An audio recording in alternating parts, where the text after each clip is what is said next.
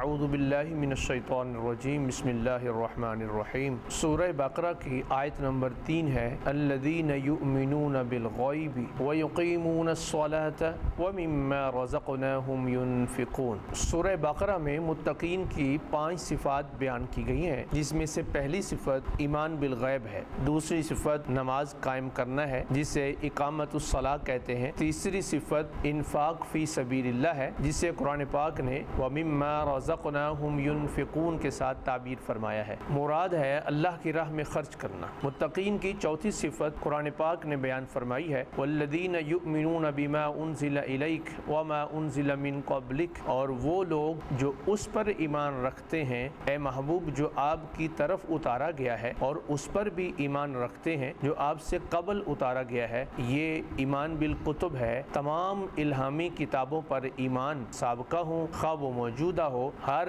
الہامی کتاب کو ماننا، اس کی تصدیق کرنا ایمان کا بنیادی تقاضا ہے۔ اسی وجہ سے اللہ تعالیٰ نے متقین کی صفات میں ایمان بالکتب کو ذکر فرمایا ہے۔ وَبِالْآخِرَةِ هُمْ يُوقِنُونَ، اور وہ آخرت پر یقین رکھتے ہیں۔ تو متقین کی 5 صفات ہو گئی، ایمان بالغیب، اقامت الصلاۃ، انفاق فی سبیل اللہ، ایمان بالکتب اور ایمان بالآخرت، غیب پر ایمان، نماز قائم کرنا، اللہ کی راہ میں خرچ کرنا، تمام الہامی کتابوں کو ماننا اور آخرت پر یقین رکھنا۔